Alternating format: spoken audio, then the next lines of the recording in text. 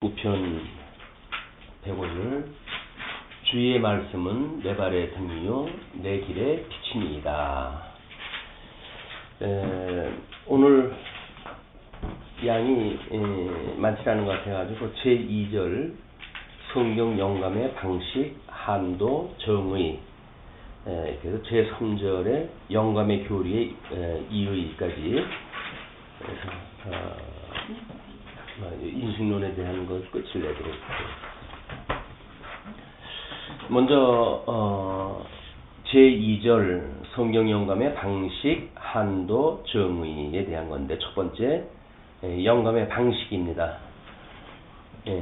영감의 방식에는 기계적 방식 영감이 있고, 그 다음에 직관적 영감이 있고, 그 다음에 감력적 영감이 있고, 유기적 영감이 있고, 그래가지고 한 4개로 나눠가지고 볼 수가 있는데, 먼저 기계적 영감이라고 하는 것은 하나님이 성경 저자에 기록할 바를 단순히 구술하여 후자는 필기자뿐 성령의 말씀이 통과한 수도뿐이로 되게 하셨다. 이 견해는 개혁파 신학의 승인된 교리가 아니다. 얘는 하나님의 말씀이 통과되어진 그냥 수도 그런 개념으로 이제 이해가 되어지는 겁니다. 그 다음에 직관적 영감이에요. 영감은 모든 사람이 어떤 정도로 갖고 있는 진리의 통찰력의 고등한 발전이다. 이 이론의 약점은 사람의 진리의 통찰력은 죄 때문에 약하여 오류를 범한다. 두 번째, 객관적 실제를 가지지 못한다. 세 번째, 인격적 하나님을 부정한다. 그래서 이 직관적 영감도 이런 오류가 있고 약점이 있다. 이제 그런 내용이죠. 세 번째, 감력적 혹은 조명적이라고 이야기하는데 감력적 영감인데, 성경의 기록들이 영감된 것이 아니라 기록자들이 영감되었다. 슐라이마커 교훈에 의한 영감관으로 저자들의 일반적 영감 혹 조명의 관념을 성령의 직접 공작에 대응을 한다. 성경의 초자연성을 박탈하고 무어성을 파멸한다. 그래서 슐라이마커라고 하시는 분은 신비주의적인 자유주의 신학의 기원이 되는 분입니다. 그렇기 때문에 많은 책도 있고, 이분이 어떤 그런 영감적인, 이런 저서들도 있고 그런데, 신학적인 바탕을 보게 되면, 감력적 영감이라고 하는 것을 기반으로, 이제 인식론을 이해하고 있고, 그렇기 때문에, 그분이 보는 성경의 초자연성을 일단은 무시하게 되어지고, 뿐만 아니라, 무어성을 파멸한다. 그래서 자유주의에 들어오면서 성경과는 이미 이제 깨어지기 시작을 합니다. 아까 이제 우리 메시지라고 하는 이제 그 책도 마찬가지인데, 그러니까 성경을 원문에 가깝게 해석을 하려고, 번역을 하려고 노력을 해야 되는데, 시대가 변해감에 따라서 사람들이 사용하는 용어, 시대적 변화를 따라가지고 이제 성경이 해석되어진단 말이에요. 그래서 성경이 사람들이 이해하기 쉬운 방법으로 이제 변천되어져 가는데, 원어라고 하는 원본은 그런 변화가 없죠. 인간이 어떻게 변화가 되어지든 말든 상관없이 원어로 고정이 되어져 있으니까. 그래서 우리들의 이 영감설은 성경 원본에 관한 이야기들입니다. 성경의 원본은 바뀔 수가 없고, 그럼 무어하다라고 하는 것도 원본에 대해서 무어하다는 거지. 이제 필사본이라든지 하는 거는 사람들이 이제 계속 그걸 옮겨 쓰잖아요. 그냥 옮겨 쓰다가 어떤 오류가 나올 수가 있는 거야. 그걸 가지고 성경이 무어하다, 유어하다 이렇게 이야기를 하면 말이 안 되는 거죠. 원본에 관한 한. 있는데 유암스럽게도 원본을 하나도 우리가 지금 알 수가 없어요. 지금 보관되어져 있지 않기 때문에. 이것이 하나님의 신비의 비밀이라고 보여집니다.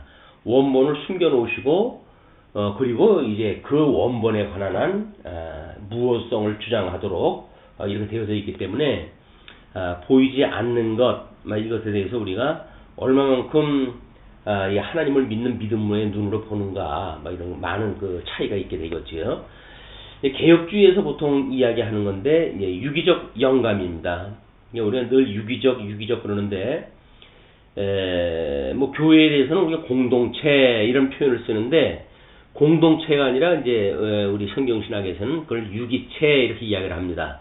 여기서 말하는 유기라고 하는 같은 개념이에요. 우리가 예수 그리스도와 어떻게 연합되어지고 성도들과의 어떤 교제를 나누게 되어지는가라고 하는 것이 유기체적인 그런 그 개념이란 말이에요. 그러니까 지금 성경의 영감에 대한 유기적 영감이라고 하는 그 감각이 어떤 단어에 대한 이해가 결국은 성도의 교제의 이해를 가름할 수가 있는 거기 때문에 이거를 모르고 뭐 성도들끼리의 유기성이 어쩌고라고 말하는 것도 이제 그것이 이 성경의 인식론에 대한 우리 영감성에 대한 아마 그런 개념을 어떻게 동일한 선상에서 이해를 하는가에 대한 이런 그 차이가 있습니다. 그래서 이런 신학적인 공부에 우리가 동참하는 것도 그런 개념을 정리하는데 많은 유익이 있다. 네, 그렇게 생각을 하시면 좋겠고요.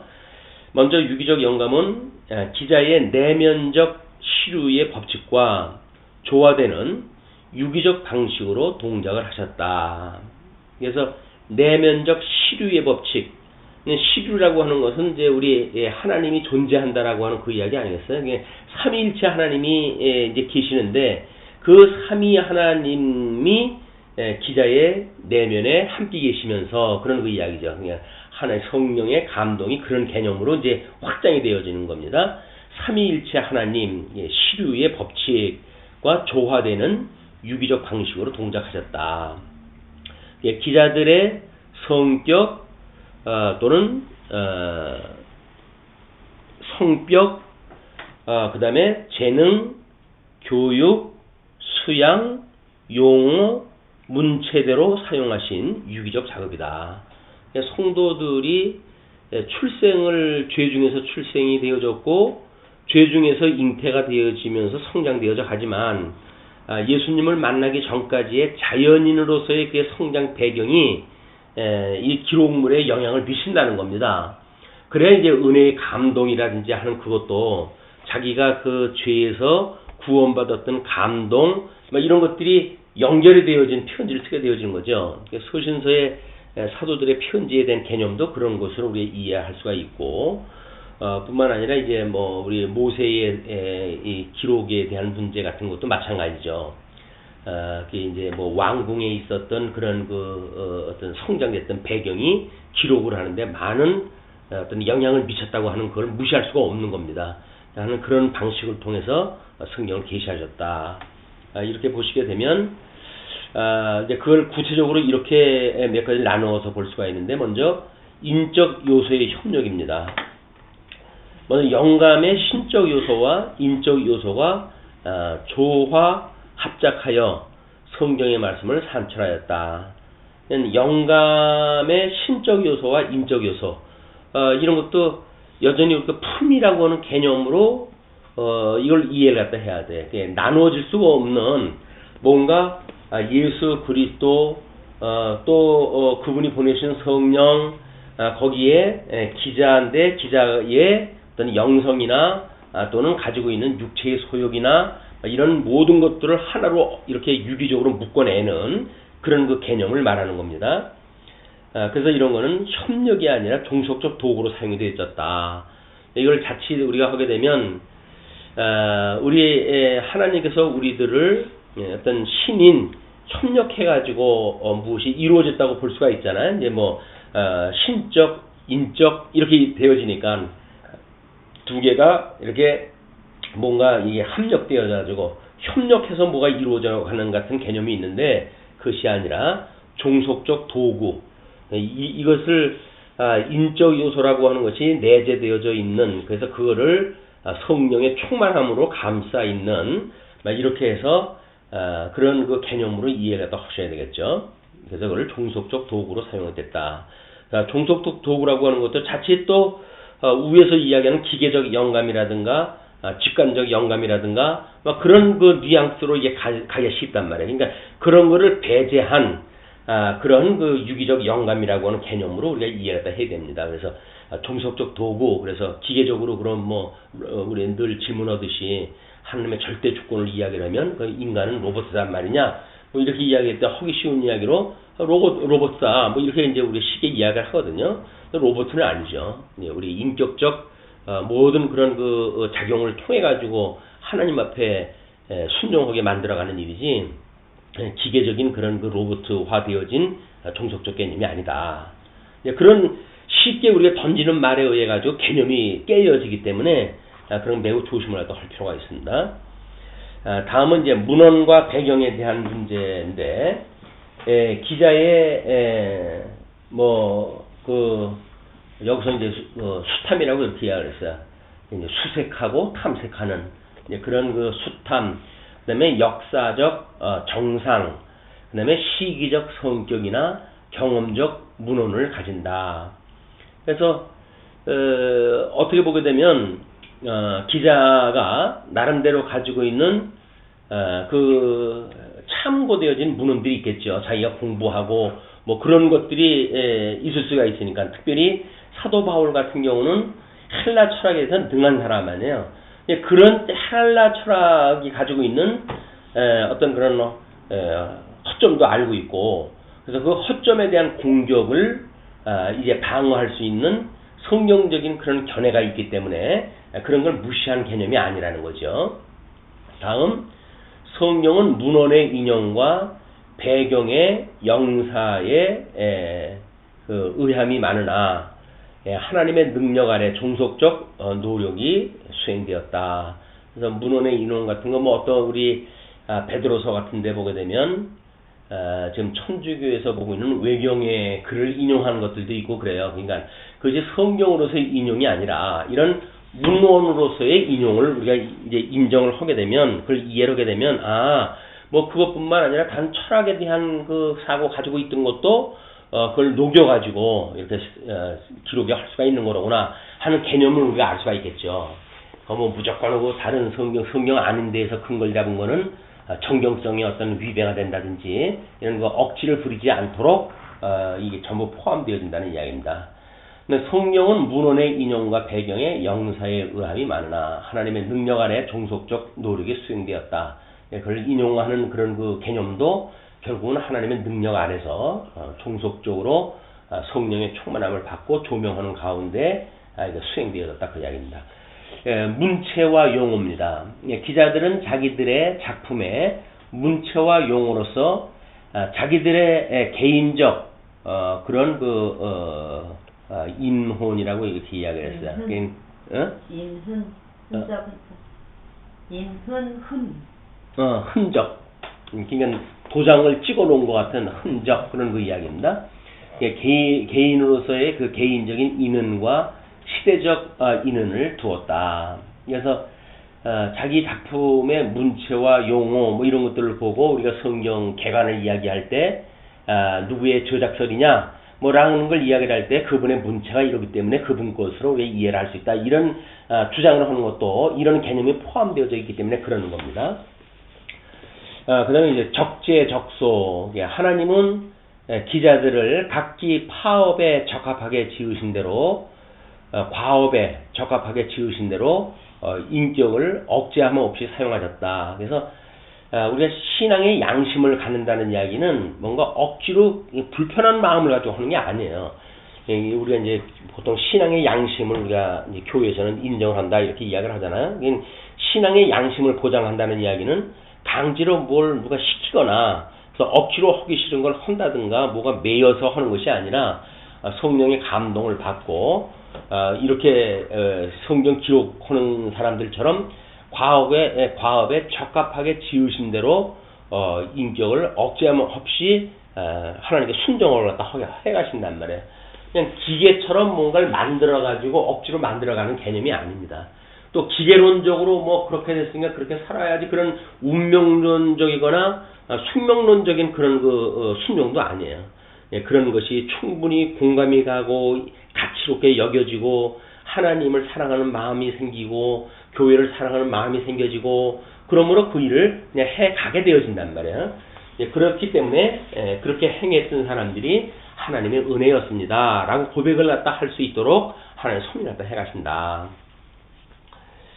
다음에 이제 영감의 한도입니다.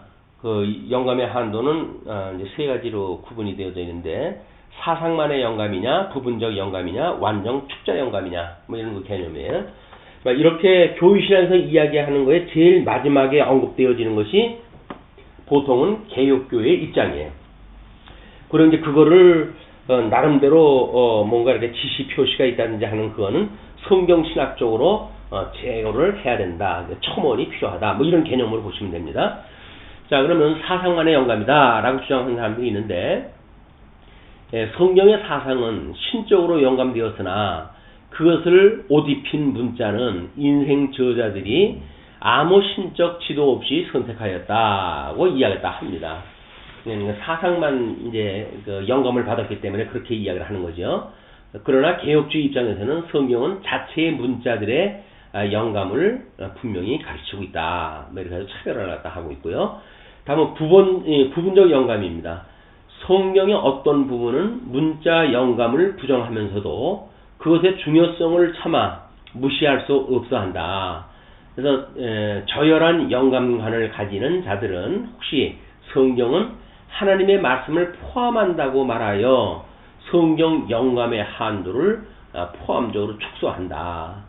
여기서 부분적 영감이라고 하는 이런 그 한도가 아까 이야기했던 범위의 어떤 그런 이 한도에 있는 그런 그 개념이기 때문에 영감의 방식에 하고도 유기적인 관계가 있는 거예요.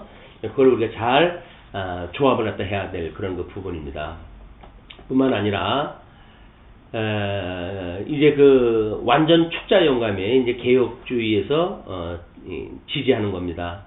사상 영감, 부분적 영감에 완만한 영감관에 대항하여 성경은 영감이 성경 각부에 심지어 문자들에게까지 동등으로 확장되었음을 포함한다. 그래서 성경 원어에 관한 이것은 완전히 문자에 이르기까지 하나님께서 영감을 주셨다는 이야기예요. 그럼 문자까지 영감을 주었다는 이야기는 기계적인 어떤 영감이라는 게 아니냐라고 이야기를 하지만 그것이 아니라 우리들로 하여금 이렇게 뭔가 하나님 앞에 유기적인 그런 감각을 가지고 문자를 이해하고 터득한 가운데 그걸 사용하도록 이를 섭렵하셨다는 거죠. 그렇기 때문에 저자가 모르고 뭘 썼다든지 이렇게 느껴지는 개념들도 이런 것 때문에 이제 나타나는 현상들이에요. 그래서 우리 한때는 베드로가 뱃사람 출신이기 때문에 글이 논리적이 않아가지고 난해하다 이렇게 표현이 되고 그랬거든요. 왜냐면 베드로서에 보게 되면 행위라든가 이런 것들이 상당히 강조되어지고 있잖아요. 그거를 어떻게든지 또 우리 방식대로 뭔가 하나님의 절대 주권과 또 언약대로 이루어지는 어떤 그런 걸 강조하기 위해 가지고 믿음으로 성취되어진다고 하는 걸 강조하기 위해서 어떤 행위에 대한 부분을 약화시키기 위한 음모가 거기 또 숨어 있는 거예요. 나름대로. 이거는 우리 그 베드로서에 나오는 그 이야기는 지금 천상에서 주님께서 하시니까 우리 보고 하라는 이야기거든요. 그리고 복음서에서 언약되어진 대로 이루어진다는 사건이거든요. 우리가 억지로 우리 보고 하라는 이야기가 아니에요. 그게. 그러니까 그런 해석학적 원리만 가지고 있다고 하면 굳이 그 사람이 뱃사람 출신이 돼서 글을 갖다 못 쓰고 못 쓴다 이렇게 보는 거는 맞질 않다. 그러니까 성령이 감동을 줘가지고 그 깨달은 바를 기록을 하는데 무슨 세상의 논리가 무슨 필요가 있습니까? 네, 그런 그 일들이 우리가 지나치게 어떤 그런 좀 교만한 마음을 갖게 되어지게 되면 그런 데까지 넘어가게 된단 말이에요. 그래서 교회신앙에서 말하고 있는 어떤 영감의 한도 이런 걸 이야기하는 것이 어떤 개념인지에 대한 이게 상호 경계가 되어지는 그렇게 해서 그렇게 하게 되면 그 영감설에 위배가 되는 거 아니요? 라고 반론이 제기가 될 수 있어야 되는데 성경만 배우기도 급급한데 거기에 교회신학에 나와야 되는 영감설을 가지고 비판할 수가 없잖아요. 그런데 이제 그 공부하는 사람들은 비판할 수가 없어도 제3자가 봤을 적에는 웃기네 이렇게 볼 수가 있는 거란 말이야. 교회신학을 연구하는 사람들이 그 얘기를 듣게 되면 이 사람들이 교회신학을 전혀 모르는 사람들이네 이렇게 설명이 되어지니까 우리가 주장하는 성경관 자체에 이제 어떤 그 흠이 잡히게 되어진단 말이에요. 그래서 교회신학적인 설명이 충분히 방해받지 않는 그런 그 표현을 갖다 해서도 충분히 설명이 가능한데 왜 쓸데없는 그런 설명을 갖다 해가지고 우리가 그렇게 되느냐. 그런 거는 우리가 늘 경계를 갖다 하지만 뭔가 졸부들의 가지고 있는 근성이다. 학문을 정상적으로 한다든지 하면 그렇지 않죠. 학문이 얕은 사람들이 뭔가 자기 걸 과시하기 위해서 다른 거를 무시하는 그런 경향이 있게 되어지는데 우리는 그런 그 과오를 범하면 안 되겠다. 뭐 이런 거 생각이 듭니다. 다음에 이제 그 영감의 정의예요. 그 영감의 정의는 세 가지로 나타났으니 영감의 방식에 관하여는 유기적 영감, 그 한도에 관하여는 완전 영감, 그 다음에 축자 영감이 솔솔되었다. 그래서 우리들하고 이제 그 우리들이 아는 성경의 영감설이라고 했을 적에는 유기적 그리고 완전 축자 영감 하는 그 모든 걸 묶어가지고 설명을 갖다 해야 돼. 그게 개혁교회의 영감설에 대한 점입니다. 어떤 부분을 하나 빼놓으면은 우리의 개념이 아니란 말이에요. 근데 이런 거는 우리가 이제 삼위일체에 대한 것도 성부 하나님은 누구로부터 말미암지도 않고 누구로부터 출생하지도 아니하고 누구로부터 나오시지도 않았다. 성자 하나님은 성부 하나님부터 영원히 출생하셨다. 성령 하나님은 성부 하나님과 성자 하나님으로부터 영원히 나오신다. 라고 하는 모든 걸 다 설명을 해야 이단이 아니란 말이에요. 뭐 하나 빼버리면 안 되는 거예요. 기독론도 마찬가지죠. 예수는 참 하나님입니다. 예수는 참 인간이십니다. 예수 그리스도는 참 하나님이며 참 인간이십니다. 라고 하는 것이 다 설명이 되어져야 오류가 없는 거란 말이에요. 그 중에 뭐를 설명해가기 위해서 슬쩍 하나 빼버리게 되면 그거에 빠진 어떤 오류를 우리가 갈 수가 있으니까 다 묶어서 설명할 수가 있어야 된다. 우리가 알고 있는 개념은 그렇게 간단한 게 아닙니다. 아주 총체적이고 유기적이다. 이런 개념을 가지고 성경신학적 관점으로 이제 통속 성경 개론에 대한 개념도 그렇게 이해가 해야 되겠죠. 다음에 이제 3절입니다. 교회의 교리의 이의예요. 늘 그런 그 이의를 제기하는 사람들이 있으니까 먼저 순환논법이라는 비난이 있습니다. 순환논법이라고 하는 그거는 자기가 이제 논법이라고 논리라고 하는 그거는 나름대로 어떤 그 근거를 제시하고 이제 사실을 이 근거에 의한 사실을 규명하고 그래서 이게 끊임없이 두 개가 다 충분 조건이 있어야 된단 말이야.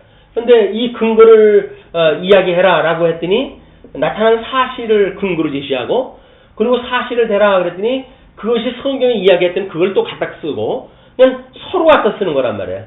그건 안 되는 거죠. 이론 부분과 실제 부분이 있다고 한다면 우리가 언약과 성취라고 하는 어떤 이 구조를 가지고 있으면 언약 부분에 충분한 이론 체계가 있어야 돼요. 우리는 이걸 모형적으로 예표적으로 이미 예수 그리스도를 증거하는 성경적 구조가 있잖아요. 이 언약이라고 하는 양대 언약을 가지고 있는 구조가 있고 이걸 갖다 이루는 성취가 이 구조를 따른 성취의 사실적 성취가 있단 말이에요. 그러면 이제 이건 이론이에요. 구약에서 이론적으로 이렇게 언약을 했고 역사적으로 예수님이 실질적으로 오셔가지고 이루셨단 말이에요. 그러니까 이 사실이 여기 기록이 되어진 거기 때문에 우리가 어떤 성경신학적인 근거를 제시했을 때 우리가 이제 나름대로 이제 어떤 신약성경에서 이루신 어떤 원리를 이야기할 때 요즘 이제 그 강론 주보에 보게 되면 지금 품위에 대한 교회 품위에 대한 거를 이루는 이제 그 성취 사실을 우리가 확인해 가고 있는데 그러면 그의 근거가 무엇이냐라고 하는 걸 전부 복음적인 그 복음서에서 인용을 다 하잖아요. 복음서에서 인용하는 것이 뭐냐면 오히려 서신서에서 그거와 유사하게 설명되어진 것들이 많아요. 그럼 그걸 증거로 삼으면 더 쉽잖아요. 근데 굳이 그걸 안 쓰고 어떤 의역을 해서라도 복음서에서 그 근거를 따지는 건 뭐냐면 이건 언약이고 복음서는 언약이고 서신은 성취이기 때문에 성취되어진 근거를 복음서에서 찾아야지 서신서 같이 성취되어진 거에서 그 성취 어떤 근거를 찾는다는 이야기는 이런 논고를 갖다 해가는데 오류라 이거예요. 이게 순환 논리란 말이에요. 순환 논리. 순환 논리라고 하는 건 늘 어떤 자기가 자기를 증거를 갖다 하고 이렇게 하는 건 맞지 않는다. 그런 그 이야기이기 때문에 상당히 중요한 그 철학적, 논법적인 그런 그 원리입니다. 순환 논법에는 비난이 이제 이야기를 하는 거예요. 또 영감에 대한 증명을 성경에서 인출하거든요. 근데 영감이라고 하는 것을 성경에서 인출하고 또 우리가 성경은 영감에 의해서 기록되어진다고 그랬으니까 뭐란 얘기냐 도대체. 성경이 영감으로 되어졌다고 한다면 그 성경에서 영감이 되어졌다고 하는 그것을 이야기하려면 성경이 영감설에 의해서 기록되어졌다고 한다면 뭔가 다른 데서 근거가 나와야지 그 영감설에 의해서 기록되어진 성경을 가지고 근거를 잡는 게 말이 되냐 그런 그 이야기거든요. 이런 그 문제가 뭐 도처에 있을 수밖에 없어요. 그래서 좀 더 이런 어떤 논리를 전개할 적에도 이런 걸 충분히 해가지고 우리 해가야 된다. 이런 것들이 교회 생활을 할 적에 회의에서도 그대로 이제 나올 수밖에 없는 거예요. 교회 생활을 갖다 했을 때 어떤 발의를 갖다 했어요.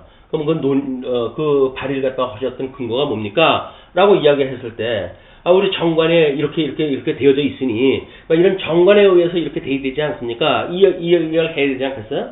정관은 온데간데가 없고 뭐 다른 짓고 보니까 이렇게 되어져 있으다 라고 말한다고 한다면 우리 교회 것이 아니라 다른 교회 걸 지금 참고하겠다는 이야기 아니에요. 기본적인 논거를 갖다 끄집어오는 데서 문제가 생긴단 말이에요.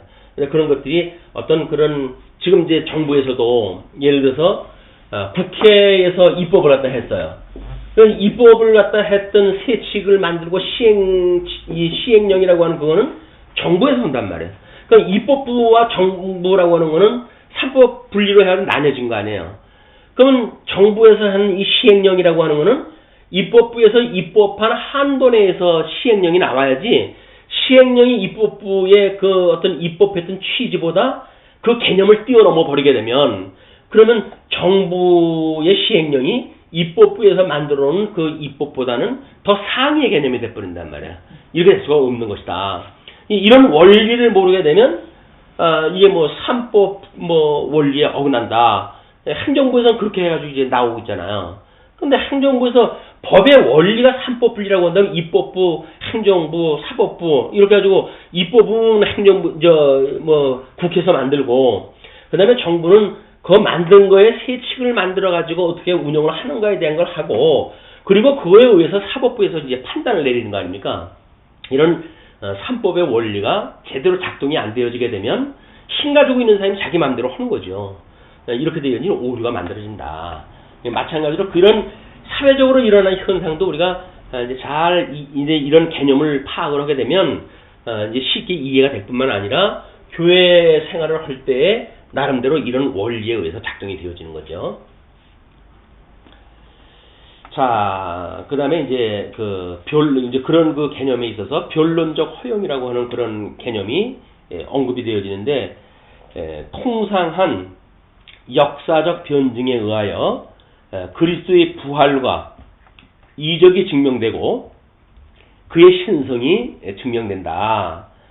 이는 영감에 의해서뿐만 아니라 우리가 통상적 역사적 변증에 의해서도 그것이 증명될 수가 있다. 이렇게 이야기를 함으로 해가지고 어떤 변론적 허용을 주장을 하고 그 변론적 허용이 왜 경계가 되어야 되냐면 순환론법이라고 하는 비난을 받을 수밖에 없기 때문에 그렇다는 이야기예요. 그걸 그냥 변론적 허용 편원대로 그렇게 이야기를 하면 예를 들고 뭐 이렇게 할 때 쉽잖아요. 그럼 예를 들고 그렇게 했는데 그걸 뭐 순환론법을 비난하는 사람들이 제벽돌 빼가지고 밑에다 박고 라고 하는 그거는 그걸 뭐라 그래요? 우리가 이걸 사상누각. 그러니까는 나름대로 뭔가 이 밑에 기초석이 있다고 한다면 그 기초석 위에 다른 것이 세워져야 되는데 위에 그 돌멩이를 갖다가 기초석을 빼다가 그걸 만들고 그럼 기초석이 없으면 부서져 버리잖아요. 그런 논리로 이게 되어진다. 그런 그 이야기입니다.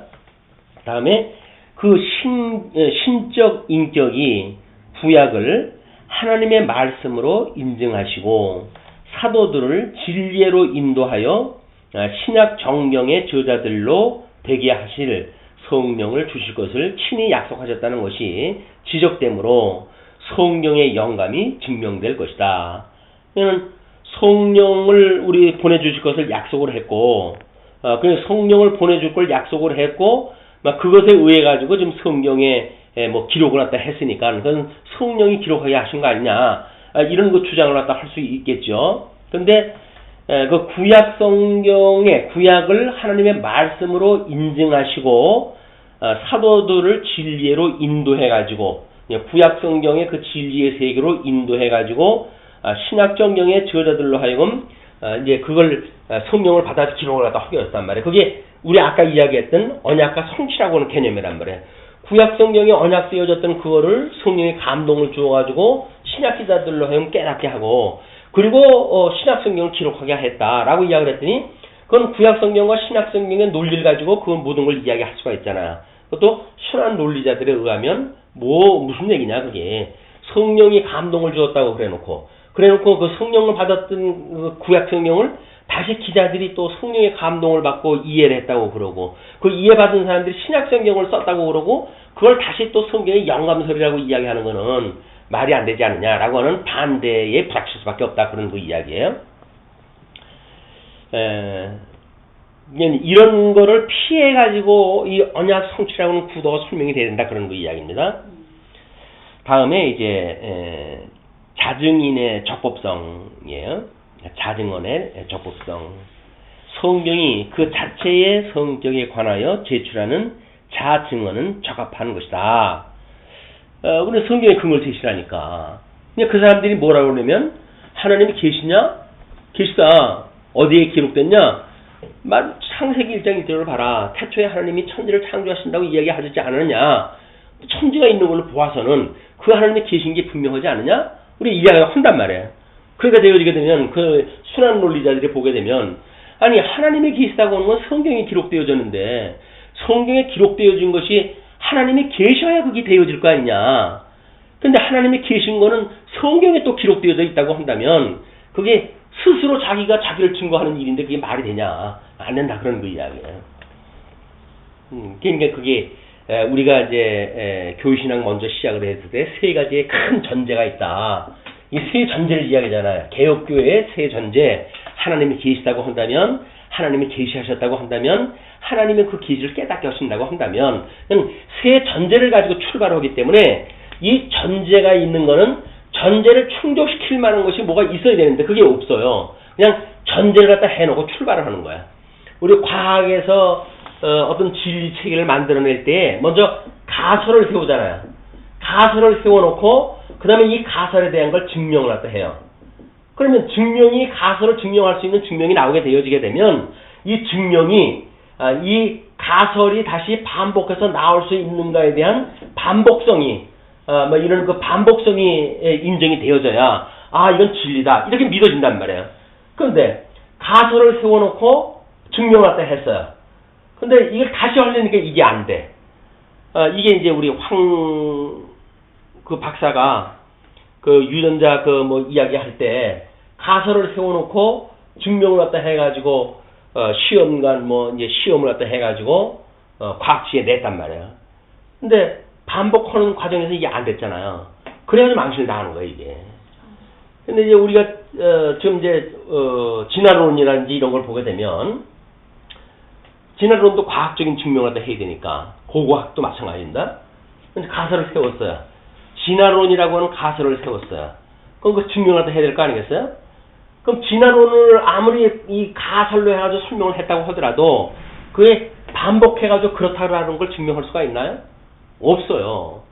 그러니까 진화론 자체는 과학적 방법으로 증명할 수 없는 허수아비 논리란 말이에요, 이게. 근데 그 과학자들이 그걸 하늘같이 믿고 있으니까 자기네들 모순에 빠지는 거예요, 또. 이런 그 문제가 이제 성경신학적인 우리들의 봤을 적에는 우리는 이미 진리 체계를 성경 자체 내에서 진리성을 확보했단 말이에요. 이런 영감설에 의해서 진리가 증명되어진 것이 아니라, 진리는 이 구약의 진리의 이론과 신약의 사실이라고는 이런 그 논리 체계를 가지고 진리성이 확보됐어요. 이 진리성이 확보되었으니까 이것이 성경의 영감서를 우리가 이렇게 말하는 것은 성경이 진리이기 때문에 이렇게 이야기를 하는 거야 라고 하는 분명 근거가 달라진단 말이에요. 근데 이게 성경은 전제로부터 시작되어 놓고 영감서를 성경에서 인출하게 되면 뭐로 되는 거냐 지금 이렇게 이야기가 나올 수밖에 없단 말이야. 그걸 분명히 하는 것이 지금 성경신학의 아주 과학적인 방법으로 이 어떤 합리적인 자들의 입을 막을 수 있는 방법으로 진리성이 증명되어지고 이 진리성을 가지고 우리 과거에 교회신학에서 이야기했던 영감설라고 하는 그거를 우리가 증거를 갖다 해내는 거다 지금. 다음에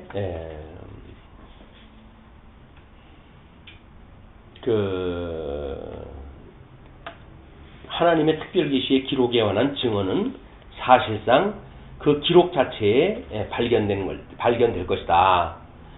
그리고 그리스도는 세례 요한을 자기의 선구자로 지적한 구약 성경의 예언에 알리셨으나 사실의 내면을 살펴보면 세례 요한이나 기타 선지자들이 모두 그리스도의 사자들 뿐인즉 그리스도에 관한 그들의 증언도 결국 그리스도의 자증이었다. 그렇죠? 왜냐면 하나님의 종이라며 예수님이 그 사람들이 오실 메시아를 증거했다며 근데 오실 메시아는 하나님이라며 그럼 하나님이 결국은 자기 종을 삼아가지고 증거를 갖다 했는데 그것이 이게 순한 논리 아니냐 이렇게 문제 제기를 한단 말이야. 그러나 우리는 이제 구약과 신약이라고 하는 성경을 분명히 나누어 놓고 진리 체계를 구성을 갖다 해가게 되면 어떤 전제되어지는 하나님을 이야기하는 그런 개념으로 진리성이 되어지는 것이 아니라 성경 자체의 자증성, 자증의 원리, 진리성 이걸 가지고 여타의 모든 것들을 설명하기 때문에 순환 논리를 원천적으로 우리가 막을 수가 있다. 이렇게 보시면 됩니다.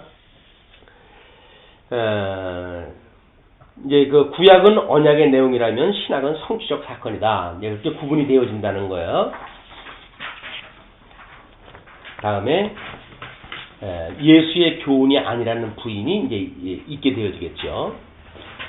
근대의 어떤 자유주의 논쟁가들은 사도들은 구약 제서가 영감 아래 기록되었다고 확신하였으나 예수는 그들의 신념에 참여하지 않으셨다고 하여 영감의 교리를 부정한다.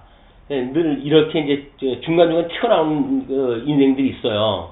그래가지고 나름대로 자기 논리를 주장하기 위해서 다 성경을 사랑하고 하나님을 사랑한다고 하는 이름으로 이 짓거리를 한단 말이에요. 그러니까 어떤 우리가 논리적으로 설명하는 데에 뭔가 부족함이 있게 되어지게 되면 우리도 모르게 빠져나갈 수밖에 없는 거예요. 그래서 빠져나가서 뭔가 보완을 갖다 하려고 하고 이런 그 일들이 만들어진다. 다음 최초 원본에만 적용된다는 단언. 우리 수중에는 불완전한 사본들만이 남아 있으니 최초 원본의 영감이 우리에게 무슨 가치를 가질 것인가. 근데 이게 우리는 원본의 그 진리성이 있다고 이야기를 하니까 그 사람들이 하는 이야기가 아니 없는 원본 가지고 말한다고 한다면 그게 뭔 얘기냐 이제 그런 이야기를 한단 말이야. 거기에 이제 첫 번째 변의의 근소. 성경 저자들을 주밀히 지도하신 성령은 또한 성경의 보존에도 유의하여 그것을 수호하셨을 것을 기대할 것이다. 자, 이것도 이제 우리가 지금 우리는 뭐예요? 이 신구약 성경을 가지고 진리성을 증명했다는 이야기는 현재 사본을 가지고 사본으로 기록되어진 성경 그리고 그에 대한 목차 그것에 의해 가지고 진리성이 확보되어진 거 아니에요? 그러니까 우리들이 말한 거는 사본을 가지고 진리성이 확보되어진 거예요. 그러니까 이 진리성이라고 하는 그 이야기, 이 신구약 성경을 가지고 진리성을 확보한 걸 가지고는 우리가 나름대로 원본의 무호성을 이야기한 것이다라고 하는 그런 내용은 진리적인 진리의 근거가 없기 때문에 갖다 제시를 하는 게 아니잖아요. 다만 지금 이렇게 번역들이 끊임없이 되어지고 하기 때문에 이런 오류가 일어날 수 있는 것을 원천적으로 막기 위해 가지고 성경 신학이라고 하는 그런 입장에서 신구약 성경을 논리체계로 설명을 했다. 그래서 진리성이 확보되어졌기 때문에 이 진리성을 가지고 우리는 이야기를 하는 거예요. 그러나 이제 이 사람들이 봤을 적에는 아니 이 진리라고 한다면 오류가 없는 거 아니에요 지금. 근데 성경 구체적으로 보게 되면 문자적으로 자구적으로 해가지고 이제 오류가 있을 수 있단 말이에요. 번역상 오류가 있고 이제 그런 것들은 이 진리라고 하는 그것이 어떤 뭐 이 과학적인 걸로 해가지고 어떤 숫자 하나하나까지 전부 만약한 진리가 아니잖아요. 이론과 실제라고 하는 어떤 구조를 가지고 우리가 한 거기 때문에 어떤 원본의 하나는 무하다라고 했던 이야기를 증거하는 진리의 근거로서는 충분한 이야기다. 이렇게 이제 볼 수가 있는 겁니다. 뭐 이런 개념들은 우리가 잘 생각할 수도 없어요. 그러나 이제 이런 거를 공격하는 자들이 있기 때문에 또 있어 왔기 때문에 그런 것들을 대비해서 우리가 연구되지 않으면 안 된다. 그 이야기입니다. 다음은 이제 물속의 달이라는 이론이 있어요. 성경의 원본이 유실되어 나타나지 않고 변이를 포함한 사도들만 보인다 하여 성경의 무한 영감에서 일반적 가신성애로 퇴각할 필요가 없다. 네, 이 사람들이 성경의 원본이 유실되어져 가지고 나타나질 않아요. 근데 변이를 포함한 사본들만 지금 우리가 보인다고 해가지고 성경의 무한 영감에서 일반적 가신성 뭐 일반적으로 해가지고 이제 뭘 증거를 갖다 하냐면 보통은 성경이 신구약 성경이 이 고전들 보존하는 방식으로 봤을 때 사본에서 오류로 드러난 일이 뭐 0. 몇 %밖에 안 돼요. 이거는 어떠한 고전에서도 일 수가 없는 거다. 그러나 성경은 특별히 하나님의 섭리 아래 보존되어져 왔기 때문에 이렇게 보존되어져 있는 사본의 오류가 일반 그 고문서들하고 다르게 매우 적다라고 하는 걸로 굳이 설명할 필요가 없다. 그런 그 이야기입니다. 성경 신학적 구조적 논리에 따른 설명이 아니면 설득이 다 불가능할 수밖에 없어요. 이런 그 공격에 대해서 또는 질문에 대해서.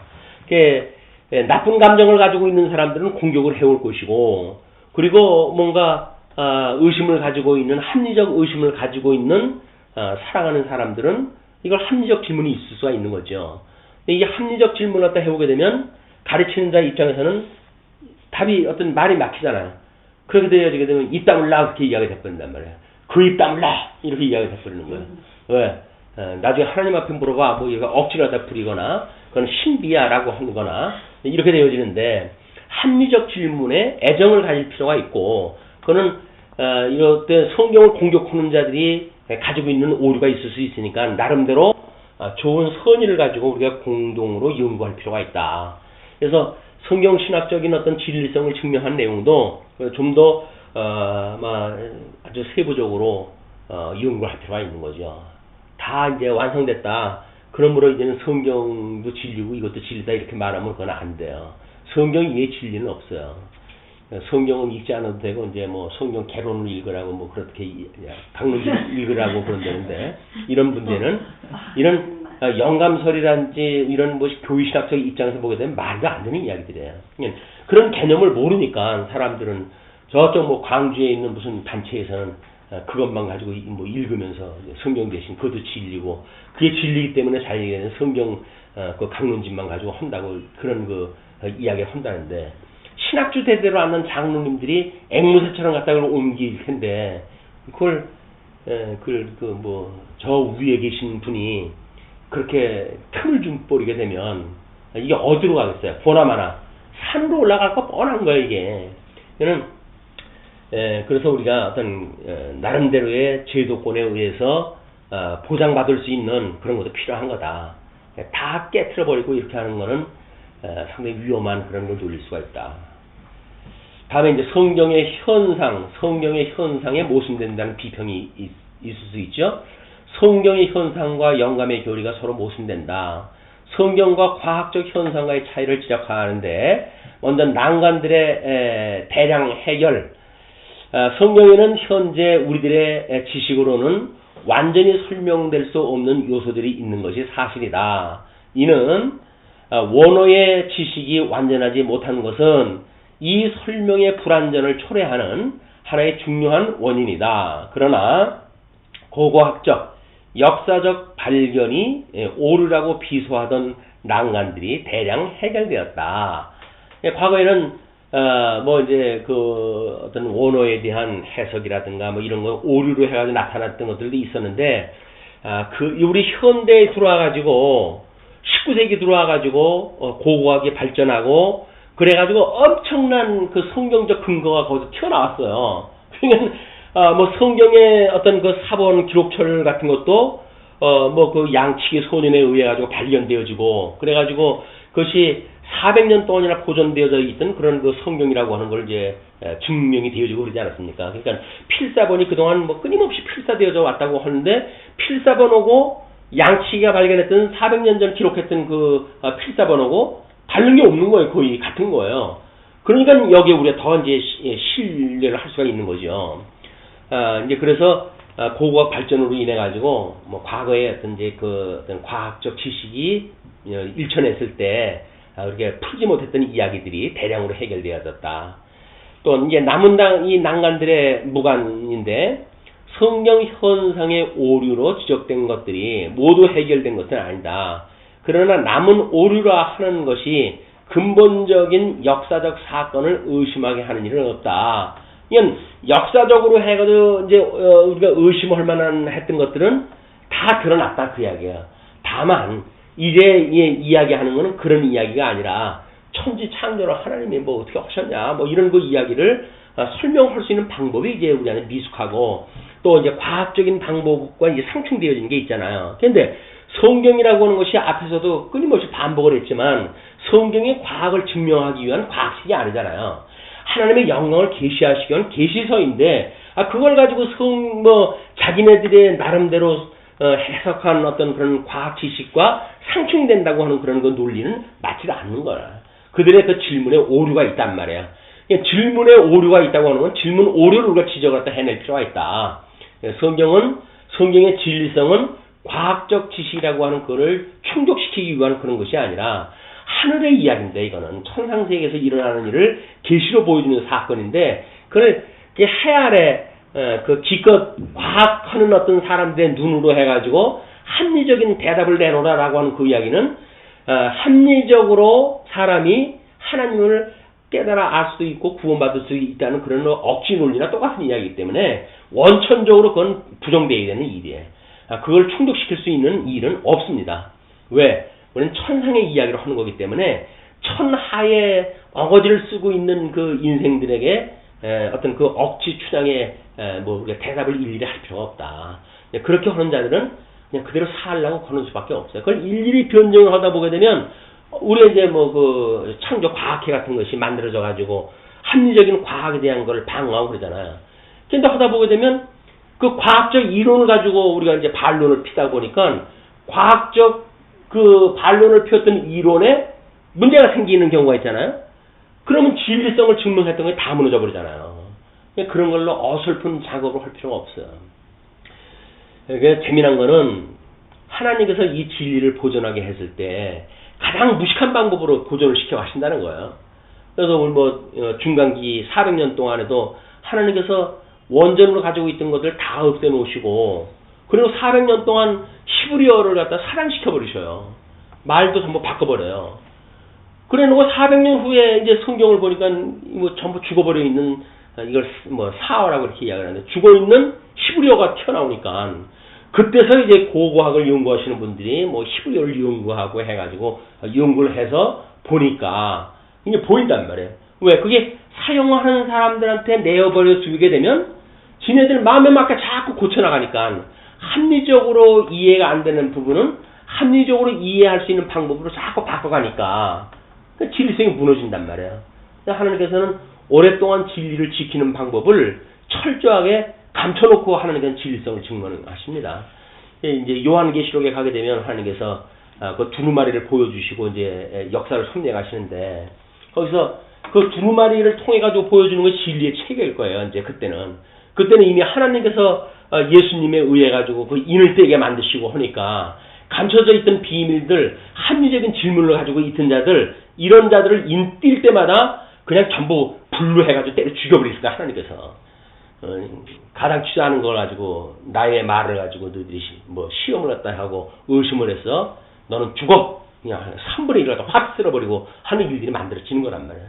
그냥 하나님께서 이제 심판하실 거예요, 그거를. 그냥 굳이 우리가 지금 시대에 막 그것들을 왜 아주 억지로 뭔가 변명을 갖다 해야 되고 이럴 필요도 없어요. 하나님께서 이제 인티기 하실 때 우리 예수님께서 그걸 합리적으로 의심 얻은 자들, 그 천상의 인으로 봉합되어져 있기 때문에 막 감춰져 있던 것들, 막 이런 것들을 인을 뗄 때마다 다 드러내가지고 그걸 믿지 않았던 모든 자들을 심판하신다. 뭐 우리 주님께서 그만큼 해가시면 되지 않겠어요? 그분 믿을 만하신 분이 그렇게 나중에 하신다고 믿어지게 되면 굳이 우리가 뭐 이거 설명 못해가지고 진리성이 증명이 안 되겠네 뭐 이런 염려는 이 정도만 하더라도 뭐 여기서 지금 합리적인 질문을 한 것에 대해서 대답을 못할 것이 없었잖아요. 이제 우리 진리성이 확보되어졌다고 하는 걸로 성경의 자정성을 가지고 신존재 증명을 했다는 이야기는 역사적인 쾌거입니다. 그런 맥락에서 우리 과거의 그 참 선배님은 대단한 그 업적이 있는 거예요. 성경의 자정성을 이야기했다는 이야기는.